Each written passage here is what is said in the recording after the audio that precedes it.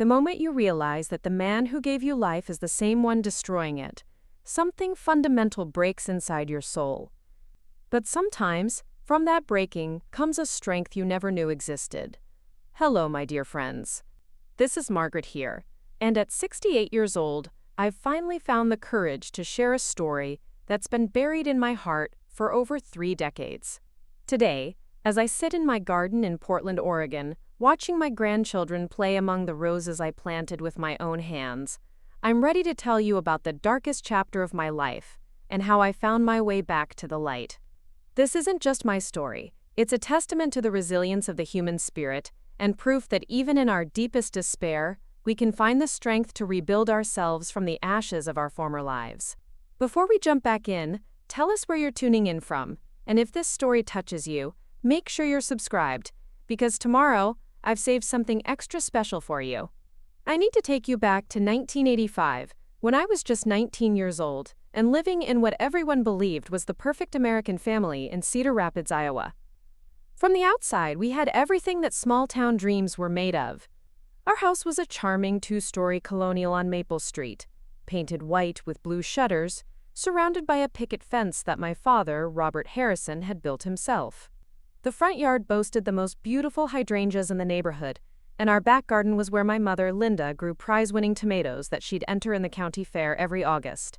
My father worked as the head foreman at the local manufacturing plant, a position he'd held for nearly 15 years. He was the kind of man who commanded respect wherever he went, tall, broad-shouldered, with graying temples that gave him a distinguished look. Robert Harrison was known throughout Cedar Rapids as a man of his word, someone who'd give you the shirt off his back if you needed it. He coached Little League Baseball on weekends, organized the annual 4th of July barbecue for our street, and never missed Sunday service at First Methodist Church. My mother was the epitome of grace and warmth. Linda taught 2nd grade at Lincoln Elementary, and her students absolutely adored her. She had this incredible ability to make everyone feel special, whether she was helping a struggling child learn to read or organizing bake sales for the school. Her laugh was infectious, filling our house with joy, and she had a way of making even the simplest family dinner feel like a celebration. She wore her auburn hair in a neat bob, always had fresh flowers on our kitchen table, and could make the most incredible apple pie you've ever tasted. Then there was my younger brother, Tommy, who was 16, and everything a parent could hope for in a son.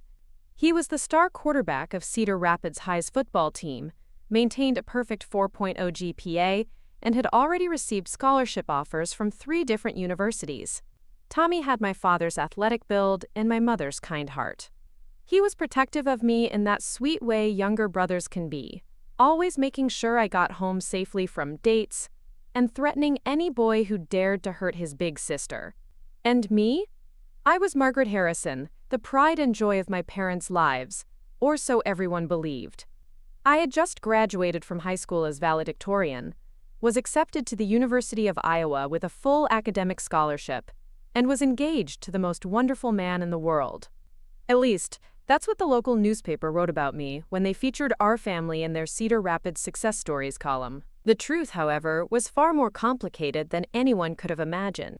My engagement to Daniel Mitchell had been the talk of the town since he proposed on New Year's Eve, right there in the town square as the clock struck midnight. Daniel was 24, a recent graduate from Iowa State with a degree in engineering, and had just landed a prestigious job with a construction company in Des Moines. He was everything my parents had dreamed of for their daughter: successful, ambitious, from a good family, and deeply in love with me. Or so I thought. Daniel was handsome in that all-American way, with blonde hair, blue eyes, and a smile that could light up a room. He treated me like a princess, bringing me flowers every Friday, taking me to nice restaurants, and talking about our future together with such passion that I couldn't help but get swept up in his dreams. We planned to marry in June, right after my 19th birthday, and then moved to Des Moines, where I would transfer to Drake University to finish my education while he established his career. The wedding preparations had consumed our household for months. My mother and I spent countless hours poring over bridal magazines, visiting dress shops, and planning every detail of what was supposed to be the most perfect day of my life. The guest list had grown to over 200 people, Practically the entire town wanted to celebrate the union of the Harrison and Mitchell families. Daniel's parents, William and Patricia Mitchell, owned the largest hardware store in 3 counties, and his grandfather had been the mayor of Cedar Rapids for 12 years. But beneath this picture-perfect surface, something sinister had been growing in the shadows of our home, something that would ultimately destroy everything I thought I knew about love, family, and trust. It started so gradually that I didn't even recognize it at first. Little comments from my father about how I was growing up, how I was becoming a beautiful woman, hugs that lasted just a moment too long, compliments about my appearance that made me feel uncomfortable in ways I couldn't quite articulate. Looking back now, I realize these were all carefully calculated steps in a predator's playbook, but at 19, living in a world where I'd been taught to respect and trust my father unconditionally, I simply pushed these feelings aside. My father had always been affectionate with me, more so than with Tommy. He called me his little princess, even as I grew older, and would often say that I was the light of his life. My mother would just smile and comment on how special the bond between fathers and daughters could be. "You're daddy's girl," she'd say with such warmth, never suspecting that this special relationship was slowly morphing into something dark and dangerous. The summer before my senior year of high school, when I was 18, things began to change more noticeably.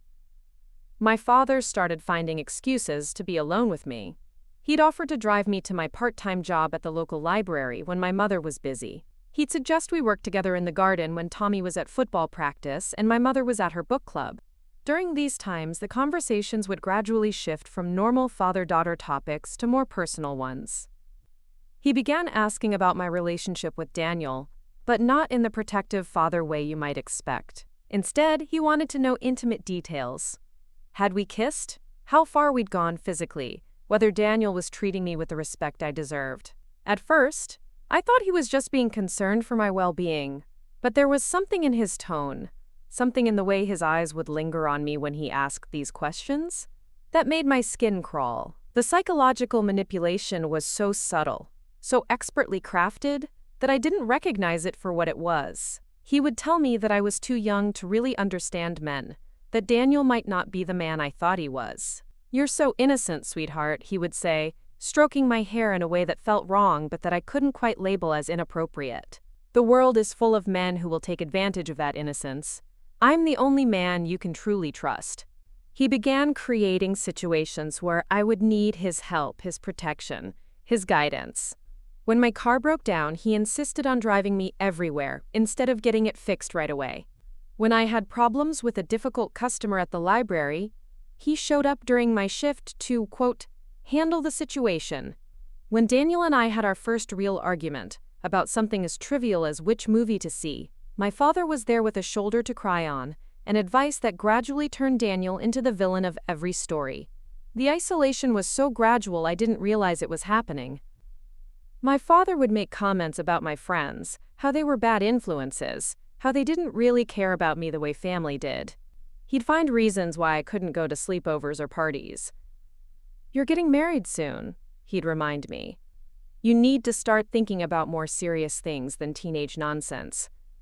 My mother, bless her heart, was completely oblivious to what was happening. She was so busy with her teaching, her community involvement, and the wedding preparations that she didn't notice the subtle changes in our family dynamics. When she did observe my father's increased attention to me, she interpreted it as a father struggling with the reality that his little girl was about to leave home. "He's going to miss you so much when you move to Des Moines," she'd say. "You're his whole world, Margaret." If only she had known how literally true those words were becoming. Preparing and narrating this story took us a lot of time, so if you are enjoying it, subscribe to our channel. It means a lot to us. Now back to the story.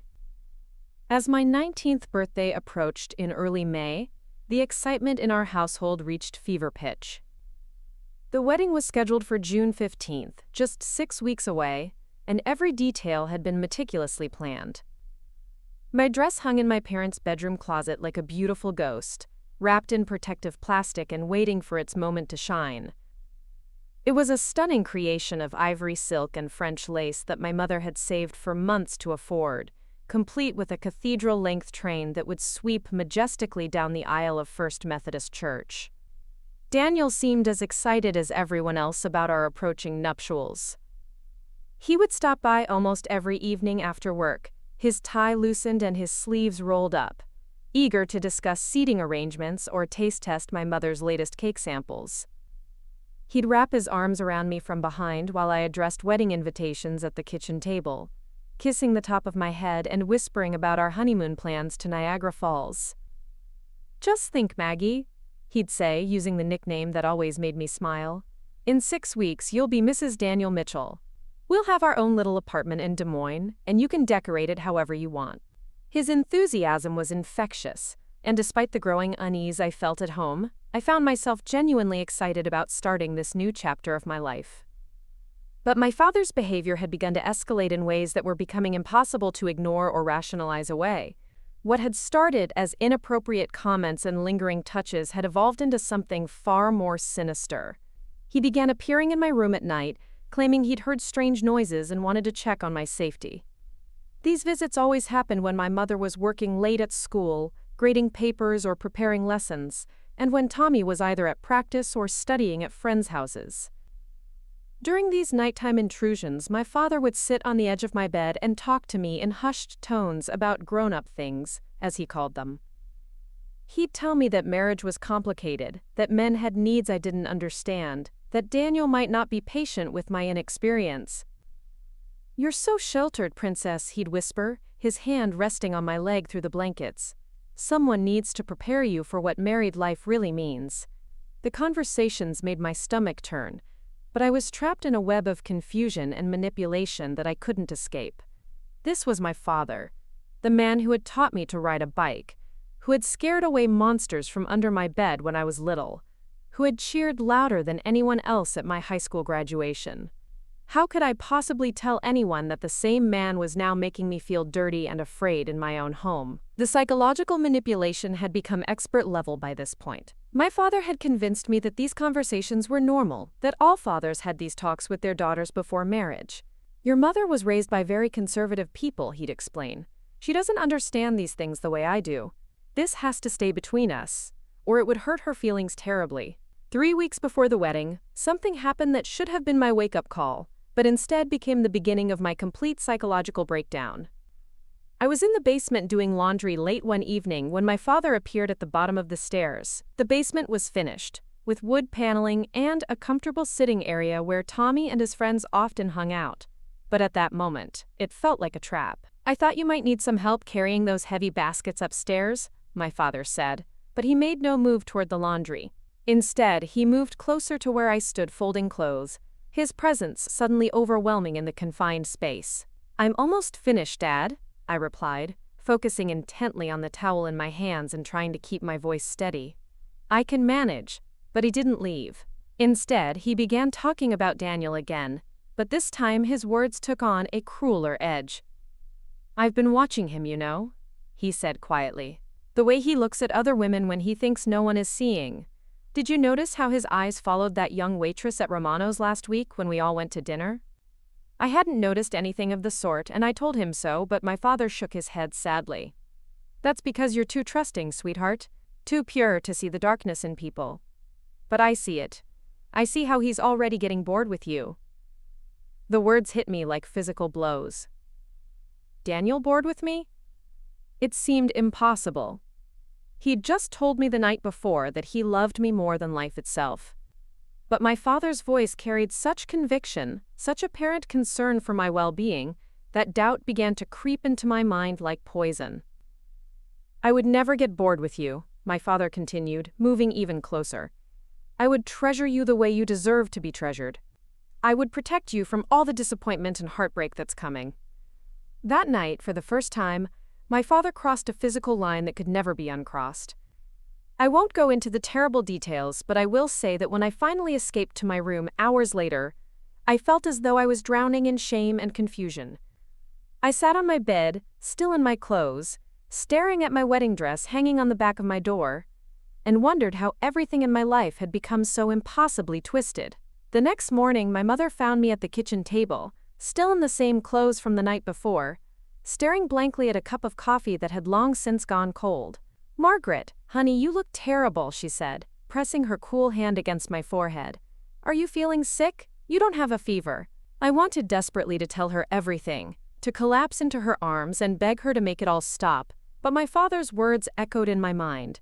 This would hurt her feelings terribly. How could I destroy my mother's world by telling her that the man she'd loved and trusted for over 20 years was a monster? How could I shatter her faith in everything she believed about our family? Instead, I mumbled something about pre-wedding nerves and escaped to my room, where I spent the day alternating between panic attacks and a strange, dissociative numbness. When Daniel called that evening to discuss the final fitting for his tuxedo, I could barely concentrate on what he was saying. His voice sounded distant and unreal, as if he were calling from another planet.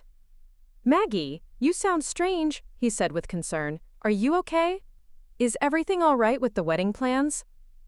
I wanted to scream that nothing was all right, that everything was falling apart, that I didn't know who to trust or where to turn. Instead, I heard myself saying, "I'm fine, Daniel, just tired from all the planning." But I wasn't fine, and as the days passed, I became less and less fine. My father's nighttime visits became more frequent and more invasive.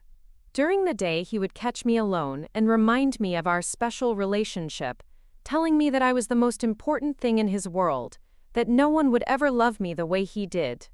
The wedding preparations continued around me like a surreal dream. My mother bustled about, checking items off endless lists, while I moved through the motions like a sleepwalker. I went to dress fittings, smiled at bridal showers, and pretended to be excited about flower arrangements and reception menus, all while feeling like I was slowly disappearing inside myself. Daniel, bless his heart, sensed something was wrong but had no idea what it could be. He became more attentive, bringing me small gifts and planning romantic surprises, which only made my guilt and confusion worse. How could I marry this good, honest man while carrying such a terrible secret? How could I start our life together with this darkness eating away at my soul? Ni holi at my soul. 2 weeks before our wedding day, I made a decision that I thought would solve everything. I would tell Daniel about my father's behavior, and together we would figure out what to do. Daniel loved me. He would understand and help me. We would move up our wedding date, escape to Des Moines immediately, and leave all this horror behind us. But when I finally worked up the courage to tell him, sitting in his car outside Dairy Queen after sharing a banana split, his reaction was nothing like what I had expected. Nothing at all.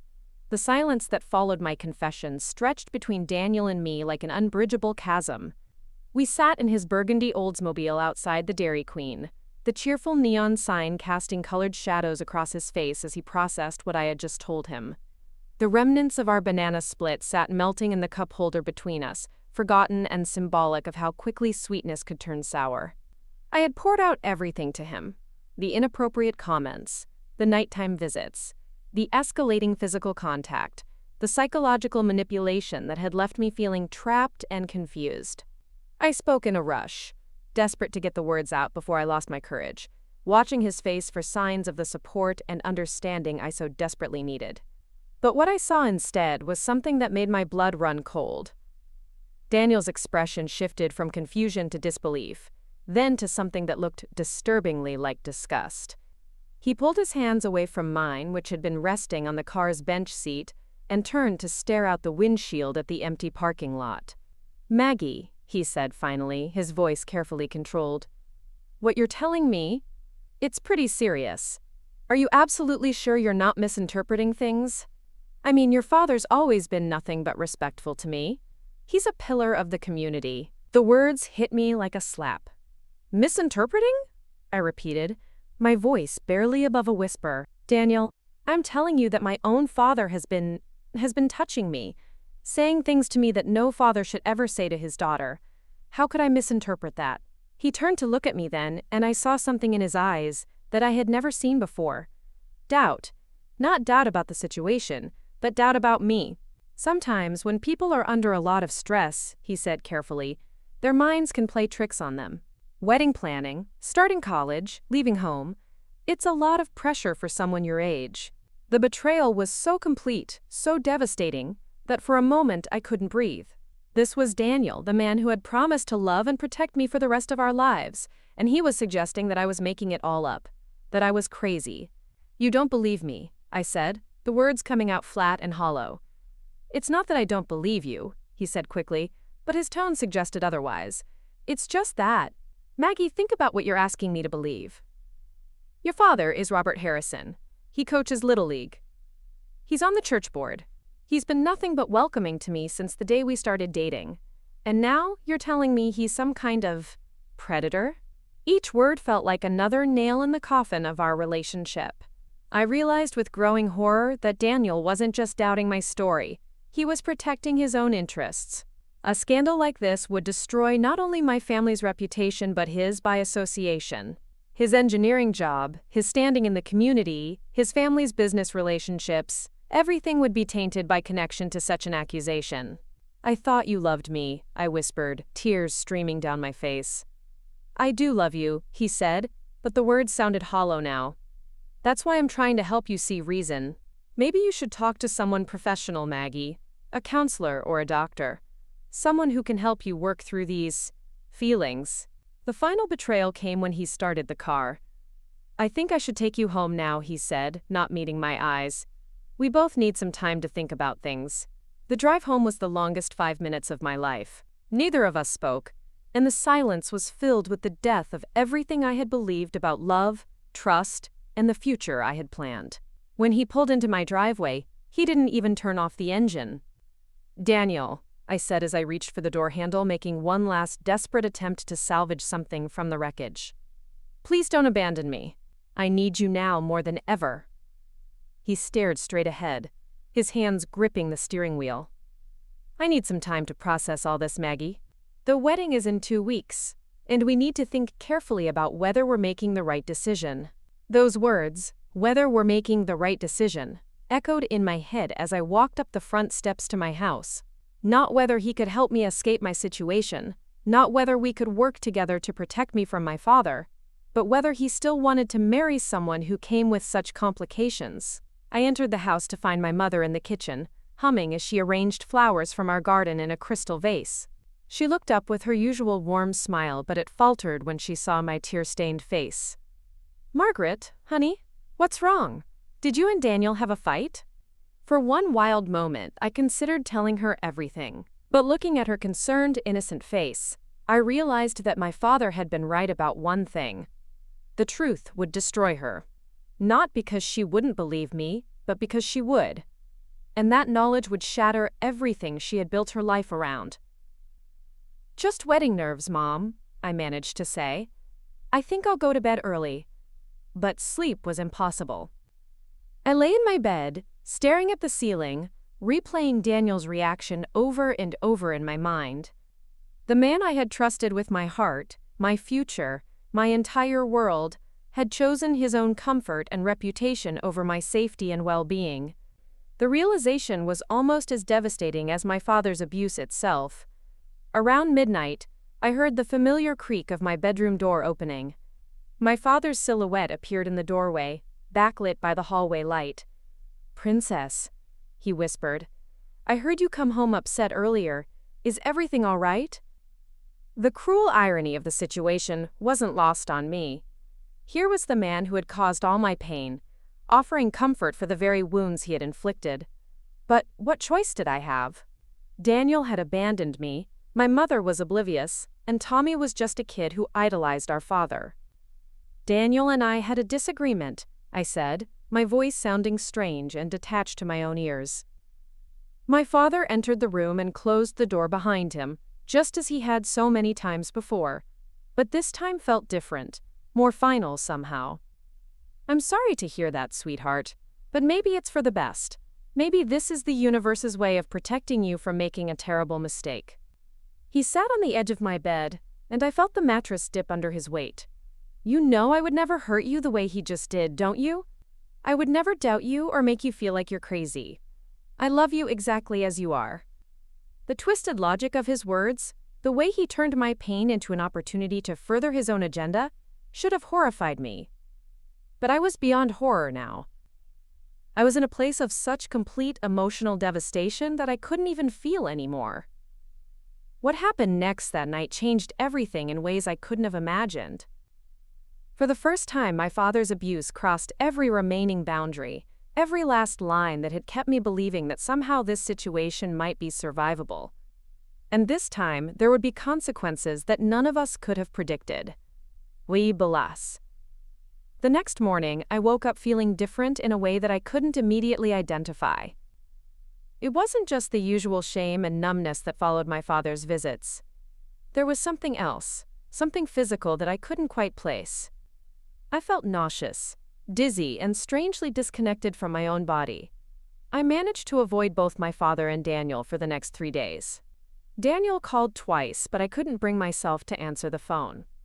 My mother fielded the calls, telling him I was feeling under the weather and needed some rest. She was concerned about my sudden illness, offering to make me soup and bringing me ginger ale. But I assured her it was just a stomach bug that would pass. But it didn't pass. If anything, the nausea got worse, particularly in the mornings. By the 4th day, a terrible suspicion began to form in the back of my mind. A possibility so horrific that I couldn't even allow myself to think it fully. On the 5th day, I knew I had to find out for certain.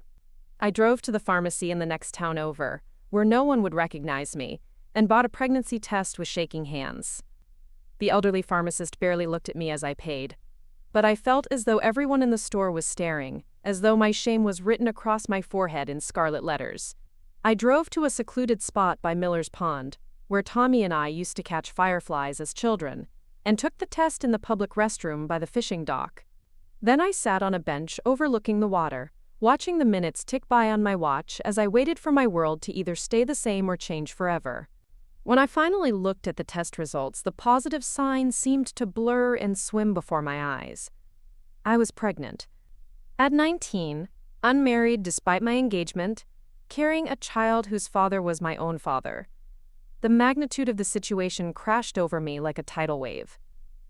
This wasn't just about me anymore. There was a life growing inside me, an innocent life that would be forever marked by the circumstances of its conception. How could I possibly bring a child into this nightmare? How could I explain to anyone, my mother, Daniel, the entire town, where this baby had come from? As I sat by that pond, holding the positive pregnancy test in my trembling hands, I realized that my old life was truly over. Margaret Harrison, the valedictorian, the perfect daughter, the bride-to-be, no longer existed. In her place was someone I didn't recognize, a victim, a keeper of terrible secrets, and now, an unwed mother carrying her own father's child. The question that haunted me as I drove home wasn't what I would do next. I had no idea. The question was whether I was strong enough to survive what was coming when the truth inevitably came to light. The days following my devastating discovery passed in a haze of desperate planning and growing panic. I had exactly 1 week before my scheduled wedding, and the weight of my secret felt like it was crushing me from the inside out. Every morning brought fresh waves of nausea that I tried to hide from my mother, claiming it was just pre-wedding jitters when she found me bent over the toilet. "Oh, honey," she would say, rubbing my back gently, "I was the same way before I married your father. It's perfectly normal to be nervous. Once you walk down that aisle and see Daniel's face, all these worries will just melt away." If only she knew that Daniel's face was the last thing I wanted to see, and that walking down any aisle felt like walking toward my own execution. I had avoided all of Daniel's phone calls since our conversation at the Dairy Queen, but I knew I couldn't put off facing him forever. The wedding invitations had been sent, the church was booked, the caterer had been paid, and my dress hung in my parents' bedroom like a beautiful lie waiting to be worn. Everyone in Cedar Rapids was talking about the upcoming Mitchell Harrison wedding, and I was trapped in the center of it all with a secret that would destroy everything. It was on Tuesday, exactly 6 days before the wedding, that Daniel finally cornered me. He showed up at the library during my afternoon shift, when he knew I couldn't avoid him. I was shelving books in the fiction section when I heard his voice behind me. "We need to talk, Maggie." I turned to see him standing in the narrow aisle between the stacks, his usually perfect appearance disheveled. His blonde hair was messed up as if he'd been running his hands through it, and there were dark circles under his blue eyes that suggested he'd been sleeping as poorly as I had. "There's nothing to talk about," I said quietly, conscious of Mrs. Peterson at the circulation desk, who seemed to have supernatural hearing when it came to other people's business. "Yes, there is," he insisted, moving closer. "Look, I've been thinking about what you told me, and maybe I was too quick to dismiss it. Maybe we need to figure out how to handle this together." For a moment, hope fluttered in my chest like a trapped bird. But then I looked more closely at his face and realized that his concern wasn't about me. It was about himself. Word had probably gotten back to him about how I'd been avoiding him, and people were starting to ask questions. A groom whose bride wouldn't speak to him a week before their wedding was bound to attract attention in a town like Cedar Rapids. "It's too late for that, Daniel," I said, sliding another book onto the shelf with more force than necessary. "What do you mean it's too late?" "Maggie, I know I handled things badly the other night, but we can work through this. After we're married, we'll move to Des Moines, and you'll be away from whatever situation you think is happening at home." The phrase, "whatever situation you think is happening," cut through me like a knife. Even now, even when he was supposedly trying to make amends, he couldn't bring himself to acknowledge the reality of what I had told him. He still thought I was either lying or delusional. "I can't marry you, Daniel," I said, the words coming out more firmly than I felt. He grabbed my arm, not hard enough to hurt, but firmly enough to make me stop what I was doing.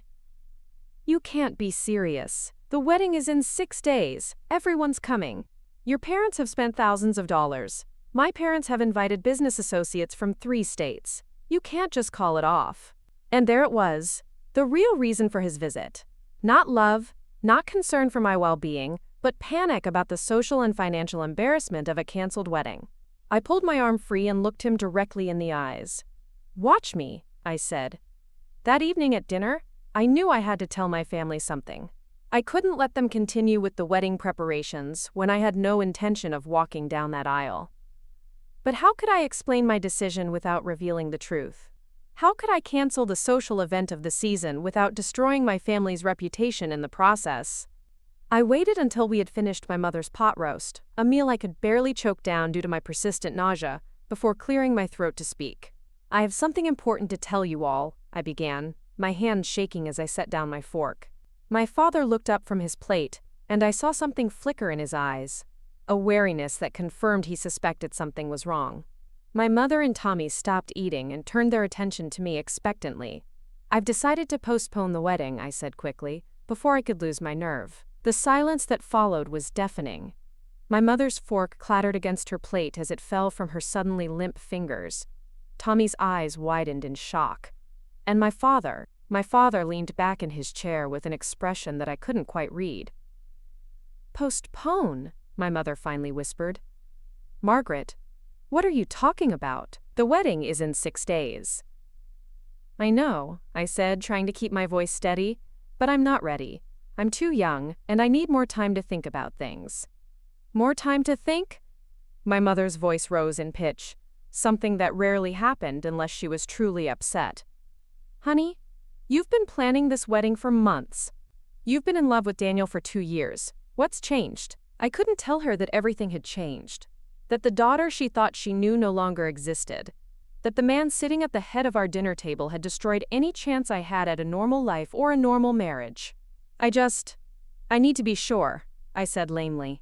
Tommy, bless his heart, tried to be supportive. "Maybe she's right, Mom. Better to be sure now than sorry later, right?"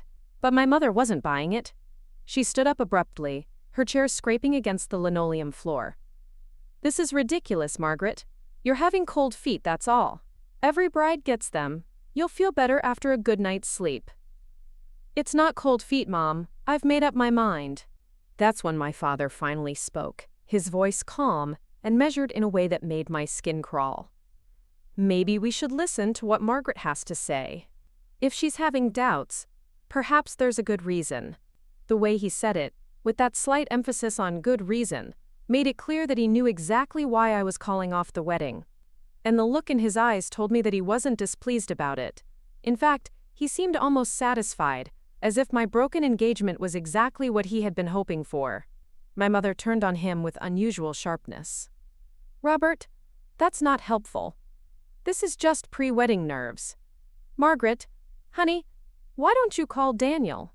I'm sure if you two just talk things through, No, I said, standing up so quickly that my own chair nearly toppled over. I'm not calling Daniel. I'm not talking this through. I'm not getting married on Saturday, and that's final. I fled to my room, leaving my family in shocked silence around the dinner table.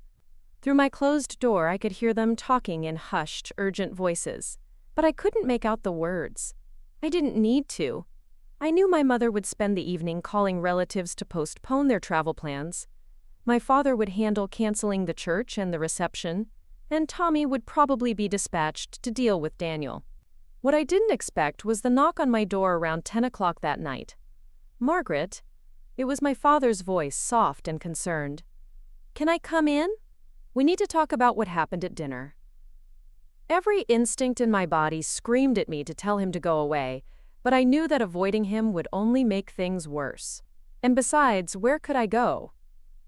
This was his house, his domain, and I was trapped here until I could figure out some other option. "Does allow.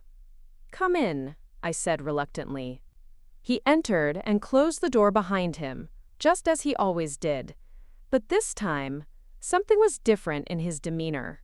There was a confidence there that I hadn't seen before, a sense of satisfaction that made my blood run cold. "I'm proud of you for making such a mature decision," he said, settling into the chair at my desk as if he planned to stay for a while. "Daniel Mitchell never deserved you anyway." "This isn't about Daniel," I said, though we both knew that wasn't entirely true. "Isn't it?" he asked, tilting his head slightly. "From what I observed, he hasn't been very understanding about your concerns lately. A real man would have supported you, not made you feel like you were crazy." The fact that he knew about my conversation with Daniel, that he had somehow been aware of Daniel's reaction to my confession, sent chills down my spine. Had he been watching us, listening somehow? Or was he just that skilled at reading the situation? "What do you want, Dad?" I asked tiredly. He smiled then, and it was the most frightening expression I had ever seen on his face. "I want you to know that you made the right choice, Princess. And I want you to know that I'll always be here for you. No matter what happens, no matter what, complications might arise in the future." The emphasis he placed on the word complications made it clear that he suspected my real reason for calling off the wedding. And the look in his eyes told me that he wasn't worried about it. He was pleased. That night, as I lay in bed staring at the ceiling, I realized that canceling my wedding hadn't freed me from my nightmare. If anything, it had made my situation worse. Now I was trapped in this house indefinitely, with no escape plan and no one to turn to for help. And somewhere deep in my core, a life was growing that would soon make my secret impossible to hide. I was completely and utterly alone, with a monster who saw my isolation as an opportunity rather than a tragedy. The 2 weeks following my canceled wedding were among the darkest of my life. Cedar Rapids buzzed with gossip about the Harrison girl who had left poor Daniel Mitchell at the altar, or near enough to it. I couldn't go anywhere without feeling the weight of stares and whispered conversations that stopped abruptly when people noticed me listening. My mother threw herself into damage control mode, calling everyone she could think of to explain that it was a mutual decision, that both Daniel and I had realized we were too young, that we wanted to focus on our educations. But her explanations fell on deaf ears. In a small town like ours, a canceled wedding was scandal enough to fuel conversations for months. And the fact that it was called off so close to the date only made it more delicious gossip. Daniel, to his credit, went along with the story my mother was telling. He even came by the house once to speak with my parents, playing the role of the understanding ex-fiancé who bore no hard feelings. I watched from my bedroom window as he stood on our front porch, his hands in his pockets, nodding sympathetically as my father spoke to him in low tones. Whatever my father said to him during that conversation, Daniel never tried to contact me again after that day. But my biggest problem wasn't the gossip or the social embarrassment. It was the pregnancy that was becoming harder to hide with each passing day. The morning sickness had evolved into an all-day nausea that left me unable to eat most foods without immediately becoming sick. I lost weight instead of gaining it, which temporarily helped conceal my condition, but I knew it wasn't healthy for the baby growing inside me. My mother attributed my illness to stress and heartbreak over the canceled wedding. She brought me ginger tea and saltine crackers, felt my forehead for fever, and suggested that maybe I should see Dr. Whitman for a checkup. Each time she mentioned the doctor, My heart raced with panic. A medical examination would reveal my pregnancy immediately, and then what would I tell her? It was my father who provided the excuse that kept me away from medical attention. "Let the girl be, Linda," he said one evening when my mother was particularly insistent about scheduling a doctor's appointment. "She's been through a lot. Sometimes the body needs time to heal on its own. If she's not better in another week or two, then we'll worry about doctors." My mother reluctantly agreed, trusting her husband's judgment as she always did. If only she knew that his concern wasn't for my well-being, but for protecting his own secret. My father's behavior toward me had changed dramatically since the canceled wedding. The predatory stalking had been replaced by something even more sinister, a sense of ownership. He no longer felt the need to sneak around or make excuses for spending time alone with me. Instead, he acted as though my broken engagement had officially made me his possession. "I knew Daniel wasn't right for you," he said one afternoon as we sat on the front porch swing, a scene that would have looked perfectly innocent to any passerby. "A father can sense these things. You need someone more mature, someone who understands your value." The way he said "someone more mature" while looking directly at me made my skin crawl. But I had learned to hide my revulsion, to nod and smile and play along with whatever fantasy he was constructing in his mind. Open defiance would only make my situation worse, and I needed time to figure out what I was going to do about the life growing inside me. 3 weeks after the canceled wedding, my situation became even more complicated when Tommy announced that he had been accepted to a summer football camp at the University of Michigan. It was an incredible opportunity, a month-long intensive program that could secure his chances of getting a full scholarship to play college ball. "I don't want to leave right now," he told our parents over dinner, glancing at me with concern. "Margaret's been through so much, and I think she needs her family around her." My heart ached at his sweetness, at his protective instincts that he didn't even realize were desperately needed. But I also knew I couldn't let him sacrifice this opportunity for me, especially when there was nothing he could actually do to help. "Don't be silly," I said, forcing a bright smile. "This is your future we're talking about. I'll be fine. In fact, I'll probably be back to normal by the time you get home." My father enthusiastically supported Tommy's participation in the camp, offering to pay for the registration fees and travel expenses. Looking back, I realize he was probably thrilled at the prospect of having one less family member around to interfere with his plans. My mother was scheduled to attend a 3-week educational conference in Chicago that same month, a professional development opportunity she had been excited about for months but was now reluctant to pursue given my fragile state. "Maybe I should skip it this year," she said, studying my pale face across the breakfast table. "You need your mother right now." Again, it was my father who persuaded her to go. "Margaret is 19 years old, Linda, not a child. Besides, I'll be here to keep an eye on her. Maybe some quiet time is exactly what she needs to figure out her next steps." And so it was arranged. By the end of June, I would be alone in the house with my father for nearly a month. The prospect terrified me, but it also presented an opportunity I hadn't considered before. Without my mother and Tommy around to witness my condition, I might be able to figure out how to handle my pregnancy without destroying my family. But first, I needed to know exactly what I was dealing with. I needed medical confirmation of what I already suspected, and I needed to understand my options.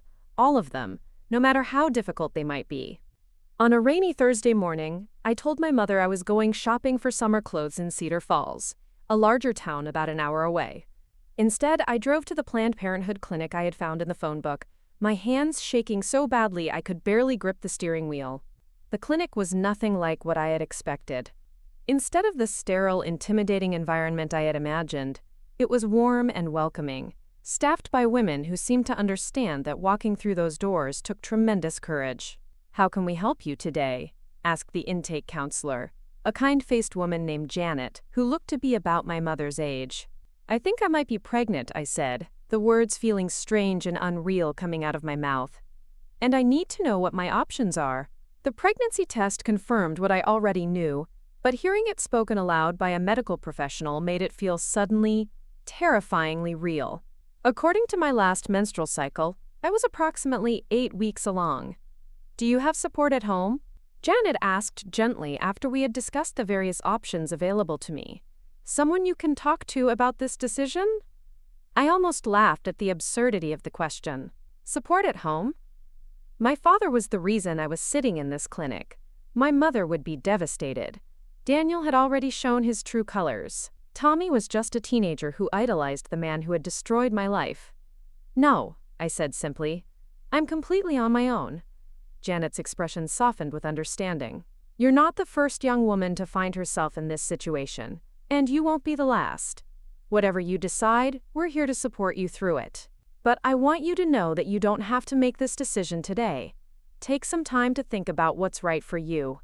She gave me pamphlets about all my options: continuing the pregnancy and keeping the baby, continuing the pregnancy and choosing adoption, or terminating the pregnancy. She also gave me information about resources for young mothers, financial assistance programs, and counseling services. As I drove home with those pamphlets hidden in my purse, I felt overwhelmed by the weight of the decision ahead of me. Each option seemed impossible for different reasons. How could I raise a child conceived through incest? How could I carry my father's baby for 9 months, feeling it grow inside me as a constant reminder of what he had done? But how could I terminate a pregnancy when I had been raised to believe that all life was sacred? That evening, as I sat at the dinner table pretending to eat my mother's meatloaf while she chattered about her upcoming conference, I realized that I was facing the most important decision of my life with absolutely no one to guide me. Whatever choice I made would have to be mine alone, and I would have to live with the consequences forever. What I didn't know was that time was running out faster than I realized. My carefully constructed facade was about to crumble in a way that would expose not just my pregnancy but the horrible truth behind it. And when that happened, the decision about my future would be taken out of my hands entirely. The catalyst for my world's complete destruction would come from the most unexpected source. A routine conversation that would reveal just how closely I was being watched, and how little privacy I actually had in my own home. The routine conversation that would change everything happened on a seemingly ordinary Friday afternoon, just 3 days before Tommy was scheduled to leave for his football camp. I was in the kitchen preparing lunch when the phone rang, and my mother answered it with her usual cheerful greeting. "Harrison Residence, Linda speaking." I was only half listening as I sliced tomatoes for sandwiches, my mind preoccupied with the pamphlets hidden in my bedroom and the impossible decision they represented. But something in the tone of my mother's voice made me pause and pay attention. "Oh, hello, Mrs. Peterson. Yes, Margaret has been feeling under the weather lately. What's that? When did you see her?" My blood ran cold as I realized that Mrs. Peterson from the library was calling. And from my mother's increasingly confused tone, she was sharing information that didn't match the story I had told about where I'd been that Thursday. Cedar Falls? No, I think there must be some mistake. Margaret told me she was going shopping in town that day. You're certain it was her you saw? I could hear Mrs. Peterson's voice through the receiver, animated and insistent, though I couldn't make out her exact words. My mother's face grew more puzzled by the second. "At a medical building? Are you sure? Which medical building?" My hands started shaking so badly that I nearly dropped the knife I was holding. Mrs. Peterson, that gossip-hungry woman with her eagle eyes and perfect memory for other people's business, had somehow spotted me coming out of the Planned Parenthood clinic in Cedar Falls. Of all the terrible luck, of all the possible witnesses to my desperate attempt at seeking help, it had to be her. "Well, thank you for letting me know, Eleanor. I'm sure there's a perfectly reasonable explanation." My mother hung up the phone and turned to me with a concerned expression that made my stomach lurch with fresh waves of nausea. "Margaret, honey, that was Mrs. Peterson. She said she saw you coming out of some kind of medical building in Cedar Falls yesterday afternoon. She was visiting her sister and happened to be driving by. She thought maybe you had a doctor's appointment you hadn't mentioned to me." I stood frozen at the kitchen counter, my mind racing to come up with a plausible explanation. But what could I possibly say? That I had gone to Cedar Falls for a secret medical appointment but hadn't wanted to worry her. That would only lead to more questions about what kind of appointment required such secrecy. I did go to Cedar Falls," I admitted slowly, "but not for a doctor's appointment. I was just looking around, window shopping." My mother's frown deepened, but Mrs. Peterson was very specific. She said, "You came out of the Riverside Medical Plaza? That's where all the specialists have their offices." Honey, if you're sicker than you've been letting on, you need to tell me. Are you seeing a doctor without telling me? Before I could answer, I heard the sound of my father's truck pulling into the driveway. He was home early from work, which was unusual but not unheard of. What I didn't realize was that he had been monitoring my activities more closely than I had imagined. The front door opened and closed, and within moments my father appeared in the kitchen doorway. He took one look at my pale face and my mother's worried expression and immediately sensed that something was wrong. "What's going on?" he asked, setting his lunch pail on the counter. My mother turned to him with relief, as she always did when she needed support in dealing with family matters. "Robert," Mrs. Peterson called and said she saw Margaret coming out of a medical building in Cedar Falls yesterday. Margaret says she was just window shopping, but Eleanor was very specific about which building it was. I watched my father's face carefully, looking for any sign of suspicion or understanding. What I saw there chilled me to the bone. His eyes narrowed slightly, and I caught a flicker of something that looked like calculation. "Which medical building?" he asked, his voice carefully neutral. "The Riverside Medical Plaza," my mother replied. "I'm worried that Margaret might be sicker than she's telling us. Maybe she went to see a specialist about these stomach problems she's been having." My father was quiet for a long moment, and I could practically see the wheels turning in his mind. He was a smart man, too smart for my own good. He had already suspected the real reason for my canceled wedding, and now this information was providing him with confirmation of his worst fears. "Margaret," he said finally, his voice still calm but with an undertone that made my skin crawl. "Why don't you tell us the truth about why you were in Cedar Falls?" The way he said it, with such quiet authority and certainty that I was lying, made it clear that he already knew or strongly suspected the answer. My mother looked between us, sensing undercurrents she couldn't understand. "I told you," I said, trying to keep my voice steady. "I was just looking around town." "At a medical plaza?" my father pressed. "That seems like an odd place to window shop." The trap was closing around me, and I could feel panic rising in my chest. If my father forced the truth out of me here, in front of my mother, it would destroy everything. But if I continued to lie, I would only make things worse for myself later. "Maybe I should call the offices in that building," my mother said suddenly, reaching for the phone book. "If you did see a doctor, they would have a record of it. I'm your mother, Margaret. I have a right to know if you're seriously ill." "No," I said more sharply than I intended, lunging forward to stop her from reaching the phone book. The violent nature of my reaction made both my parents stare at me in alarm. "No." That's when my father struck with surgical precision. "Margaret," he said, his voice now carrying a tone of paternal authority that I had heard so many times before. "I think it's time you told us exactly what kind of doctor you saw in Cedar Falls. Because I'm beginning to suspect this has nothing to do with stomach problems." The silence that followed was deafening. My mother looked confused and frightened, clearly sensing that something was very wrong but not understanding what it could be. My father looked grimly satisfied, as if he had just confirmed something he had been suspecting for weeks. And I felt like a trapped animal with nowhere left to run. "I think we need to have a family meeting," my father announced. "Right now. All of us, sitting down, talking honestly about what's really going on here."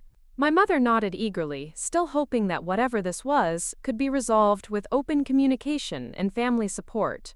She had no idea that she was about to learn truths that would shatter everything she believed about her husband, her daughter, and her life. "Let's go into the living room," my father continued, gesturing toward the doorway. "Margaret, you sit on the couch. Your mother and I will sit across from you. And then you're going to tell us everything." As we walked into the living room, I felt like I was walking to my own execution. The pamphlets hidden in my bedroom seemed to be burning through the ceiling, and the secret growing inside my body felt like it was expanding by the second. I knew that once we sat down for this conversation, there would be no going back. The careful facade I had maintained for months was about to crumble completely. What I didn't realize was that my father had orchestrated this entire confrontation. He had been waiting for the right moment to force my confession, and Mrs. Peterson's call had provided the perfect opportunity. He wanted the truth to come out, but he wanted it to come out on his terms, in a way that he could control. As I settled onto the couch with my parents facing me like judges at a trial, I realized that I was about to lose the last shreds of the life I had known. But what terrified me most wasn't the thought of my mother learning about my pregnancy. It was the growing certainty that my father had plans for this revelation that went far beyond simple family crisis management. The conversation that followed would not only expose my secret, but would also reveal the true depths of my father's manipulation and the lengths he was willing to go to maintain control over the situation he had created. And by the time it was over, I would understand that my pregnancy was not just a complication to be managed. It was exactly what he had been hoping for all along. Sitting on that couch with my parents staring at me expectantly, I felt like I was balanced on the edge of a cliff with nowhere to go but down. The afternoon sunlight streaming through our living room windows seemed almost mocking in its cheerfulness, illuminating what was about to become the darkest moment in our family's history. My mother sat forward in her chair, her hands clasped tightly in her lap, her face a mixture of concern and confusion. She still believed this was about some mysterious illness, some medical condition that her daughter had been too embarrassed or frightened to discuss. The love and worry in her eyes made what I was about to reveal even more devastating. My father, on the other hand, sat back with his arms crossed, his expression unreadable but his eyes fixed on me with an intensity that made me want to disappear. There was something predatory in his gaze, something that suggested he was savoring this moment of having me completely cornered.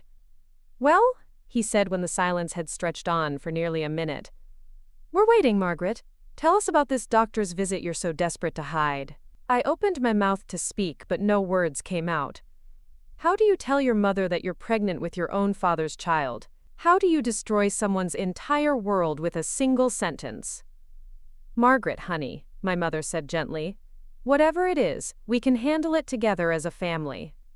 "Are you seriously ill? Is that why you've been so tired and nauseous lately?" The kindness in her voice, the absolute trust she still had in our family's ability to overcome any obstacle together, was like a knife twisting in my heart, because I knew that in a few moments, that trust would be shattered forever. "I'm pregnant," I said finally, the words coming out in a whisper so quiet that both my parents leaned forward to make sure they had heard correctly. The reaction was immediate and explosive. My mother's face went completely white, her hand flying to her mouth as if to hold back a scream. My father, surprisingly, showed no visible reaction at all, which, in retrospect, was perhaps the most telling response of all. "Pregnant?" My mother whispered through her fingers. But that's impossible. You and Daniel never. You were waiting until marriage. You told me you were waiting." "We were waiting," I confirmed, my voice still barely audible. The implications of that statement hit my mother like a physical blow. If Daniel and I had been waiting until marriage, and if our engagement had been canceled before any wedding took place, then how could I possibly be pregnant? "Then how?" she began, but the question died on her lips as she looked back and forth between my father and me, her mind struggling to process possibilities too horrible to contemplate. My father chose that moment to speak, his voice calm and controlled in a way that made my blood run cold. "I think what your mother is trying to ask, Margaret, is who the father is. Because if it's not Daniel, then obviously there's been someone else. Someone you haven't told us about." The way he said it with such apparent reasonableness made it sound like I had simply been hiding a secret boyfriend. But the look in his eyes told me that he knew exactly who the father was, and that this confrontation was unfolding exactly as he had planned. "There wasn't anyone else," I said, my voice growing stronger as desperation gave me courage. "There was never anyone else." My mother's confusion deepened. "Then I don't understand. Margaret, pregnancies don't just happen. If there was no one else, and you and Daniel didn't, then how?" That's when I realized that my father had maneuvered me into a position where I would have to be the one to speak the unspeakable truth. He wasn't going to confess or take responsibility. He was going to make me destroy my mother's world while he sat there playing the role of the shocked parent. "Tell her, Margaret," he said softly, and there was something almost encouraging in his tone, as if he were prompting a student to give the right answer in class. "Tell your mother who the father of your baby is." The moment stretched between us like a taut wire, and I knew that everything depended on what I said next. I could lie, make up some story about a stranger or a brief encounter with someone from another town. But what would be the point? The truth would come out eventually, and my father would find a way to expose my lies while maintaining his own innocence. Or I could tell the truth and watch my mother's world collapse in real time. It's him, I said, pointing at my father with a shaking hand. It's his baby. The silence that followed was so complete it felt like the entire world had stopped breathing.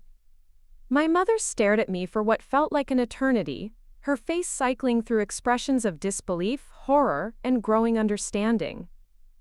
"What did you just say?" she whispered, turning to look at her husband of 21 years. My father's mask finally slipped, just for a moment, and I saw something cruel and satisfied flash across his features before he rearranged them into an expression of shock and hurt. "Linda, you can't possibly believe," he began, but my mother cut him off with a sharp gesture. "Don't," she said, her voice now carrying a strength I had rarely heard from her. "Don't you dare try to deny this. Look at her face, Robert. Look at how terrified she is. This isn't the face of someone telling lies." I watched as 21 years of marriage, of trust and shared history, crumbled before my eyes. My mother was a smart woman who had chosen to believe the best of everyone, especially her husband. But now, faced with the impossible truth, all the little things she had dismissed or rationalized began to fall into place. "The way you've been with her lately," she said, her voice growing stronger and more horrified with each word. "Always finding reasons to be alone with her. The way you looked at her sometimes." I thought I was imagining things, but I wasn't, was I? My father tried one more time to maintain his innocence. "Linda, this is insane. Margaret is obviously having some kind of breakdown. First she cancels her wedding with no explanation, now she's making wild accusations." "Stop," my mother said, standing up abruptly. "Just stop talking. Margaret, how long has this been going on?" The question I had been dreading, but also the one that would finally allow me to unburden myself of months of secrets and shame. "Since last summer," I said, and each word felt like a weight lifting off my chest. "It started gradually, with comments and touches that made me uncomfortable. But it got worse after I got engaged. He said Daniel didn't deserve me, that he was the only man I could trust. And then, the night after, I told Daniel about what was happening, and he didn't believe me." I couldn't finish the sentence, but I didn't need to. My mother's expression told me she understood exactly what I was trying to say. "You told Daniel?" she asked. "And he didn't believe you?" I nodded, tears finally starting to flow freely down my cheeks. "He said I was imagining things, that I was having some kind of breakdown from wedding stress. He made me feel like I was crazy." My mother turned to my father with a look of such pure disgust that he actually took a step backward. "Get out," she said quietly. "Linda, you're not thinking clearly. Get out!" she screamed, her voice echoing through the house with a force that made the windows rattle. "Get out of my house! Get away from my daughter! Get out before I call the police and have you arrested for what you've done." For the first time since this nightmare began, I saw real fear in my father's eyes. Not fear of consequences or punishment, but fear of losing control of the situation he had so carefully orchestrated. "You'll regret this, Linda," he said, his mask finally falling away completely to reveal the monster beneath. "You'll regret choosing her lies over your husband. I've given you everything. This house, your comfortable life, your status in this town. And you're going to throw it all away for her?" "Yes," my mother said without hesitation. "I would throw away everything for my daughter. Because that's what real love looks like. Something you clearly know nothing about." My father grabbed his keys from the hall table and headed for the door, but he stopped to deliver one final, chilling message. "This isn't over," he said, looking directly at me. "You think you've won something here, but you have no idea what you've just set in motion. You're going to need me before this is through, and when you do, I might not be feeling so generous." The front door slammed behind him with such force that a picture fell off the hallway wall and shattered on the floor. And then, finally, it was just my mother and me, sitting in the wreckage of our family, trying to figure out how to survive what came next. The hours following my father's explosive departure from our home passed in a blur of tears, phone calls, and desperate planning. My mother, who had always been the gentle peacemaker in our family, transformed before my eyes into a fierce protector who would stop at nothing to keep me safe. Her first call was to the police station, where she filed a formal complaint against my father. Sheriff Davidson, a man who had known our family for years, listened to her report with a grave expression that told me he took her accusations seriously. Within 2 hours, a restraining order had been issued, and my father was officially banned from coming within 500 feet of our home or me. Her second call was to a lawyer in Cedar Falls, a woman named Rebecca Martinez who specialized in family law and domestic violence cases. Mrs. Martinez agreed to see us the following Monday, and when my mother explained the basics of our situation, she assured us that we had legal options beyond the restraining order. But it was my mother's third call that surprised me the most. She dialed Tommy's football camp and asked to speak with him immediately. "Mom, what's going on?" I heard his voice through the receiver, tinny but concerned. "Is everything okay? Is Margaret all right?" My mother took a deep breath before answering. "Tommy, I need you to listen carefully. Your father is no longer living in our house. He's done something terrible, something unforgivable, and he won't be welcome back. Ever." There was a long silence on the other end of the line before Tommy's voice came through, smaller and more frightened than I had ever heard it. "What did he do, Mom?"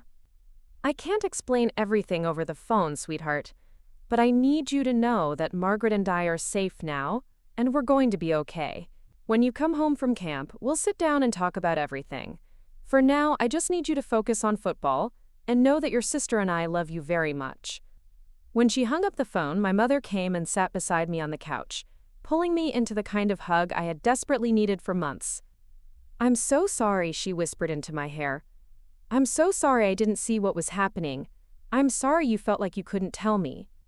And I'm sorry that when you did try to tell someone, they didn't believe you." For the first time since this nightmare began, I felt like I wasn't completely alone.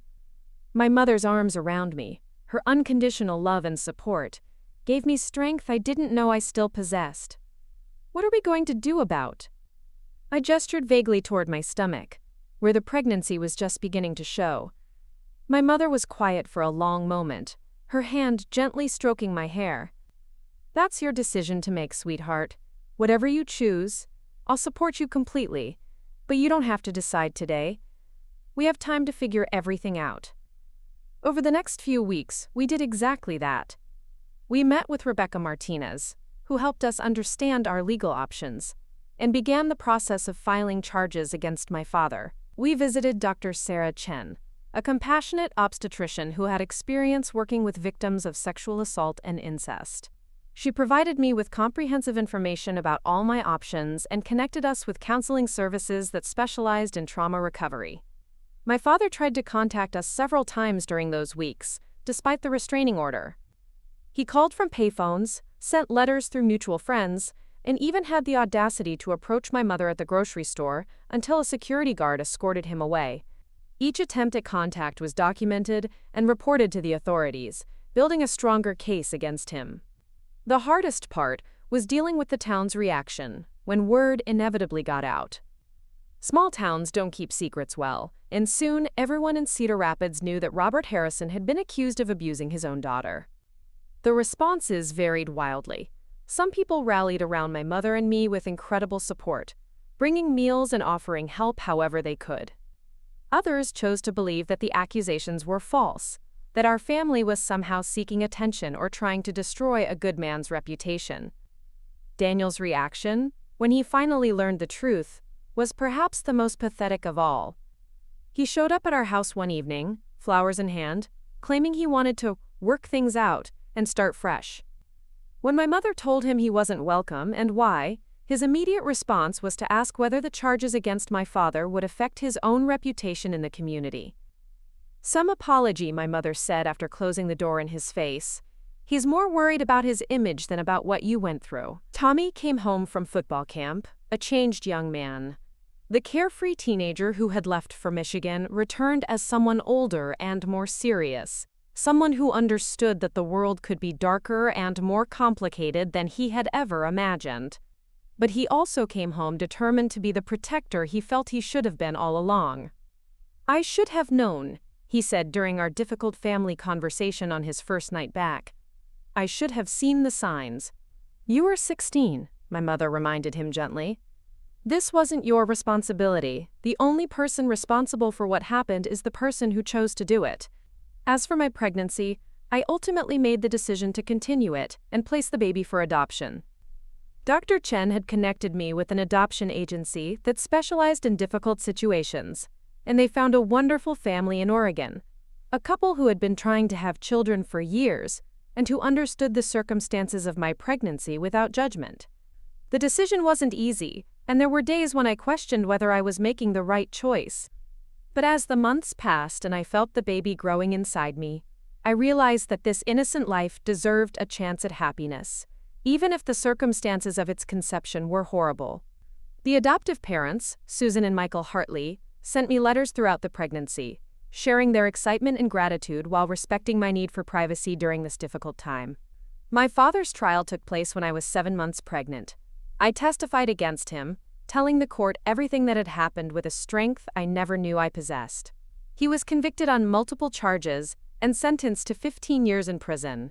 The day the verdict was read, I felt a weight lift off my shoulders that I had been carrying for so long I had forgotten what it felt like to breathe freely. The baby, a healthy girl, was born on a snowy February morning in 1986. I held her for exactly 1 hour, memorizing her tiny features and whispering promises that she would have a beautiful life filled with love and opportunity. When the Hartleys arrived to take her home, I knew I was making the right choice. Watching them hold their daughter for the first time, seeing the pure joy and love in their faces, confirmed that this little girl would have everything I couldn't give her. The years that followed weren't easy, but they were filled with healing and growth. I returned to school, eventually becoming a social worker who specialized in helping other survivors of abuse. My mother and I grew closer than we had ever been, bonding over our shared strength and determination to help other families avoid the nightmare we had endured. Tommy went on to play college football on a full scholarship, and he never forgot the lessons he learned from our family's trauma. He became an advocate for survivors, using his platform as an athlete to speak out against abuse and to encourage people to believe victims when they find the courage to speak up. As for me, I learned that survival isn't just about enduring trauma, it's about reclaiming your life afterward. I learned that love doesn't have to come from the people who share your blood, but from the people who choose to stand by you when everything falls apart.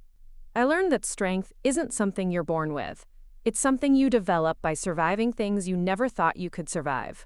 Today, at 68, I can say with certainty that the worst thing that ever happened to me also led to some of the best things in my life.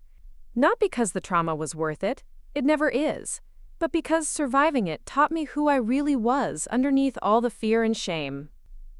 It taught me that I was stronger than I ever imagined, braver than I ever believed, and worthy of love and respect regardless of what had been done to me. The little girl I gave birth to in 1986 is now a successful lawyer with children of her own. We've maintained contact through the adoption agency, and she knows the truth about her origins. She's thanked me repeatedly for giving her the chance at the life she's built, and I've thanked her for teaching me that sometimes the most loving thing you can do is let go. My dear friends, if you're listening to this story and you're going through something similar, please know that you are not alone. Please know that it's not your fault, that you deserve help and support, and that there is life beyond the darkness you're experiencing now. Find someone you trust and tell them what's happening. Keep telling people until someone believes you and helps you. Your voice matters, your story matters, and you matter more than you know. Hakatahata ka someone believable you tawiz, hakatahata ka someone believable way. The sun sets differently when you've survived the darkest night of your soul. It sets with the knowledge that you've seen the worst humanity has to offer, and you're still here, still breathing, still capable of love and joy and hope. That's not just survival, that's victory in its purest form. Thank you for listening to my story. Thank you for witnessing my truth. And thank you for reminding me, by your presence here today, that speaking our truth can light the way for others who are still finding their path out of the darkness. Up next, you've got 2 more standout stories right on your screen. If this one hits the mark, you won't want to pass these up, just click and check them out. And don't forget to like, subscribe, and turn on the notification bell so you don't miss any upload from us.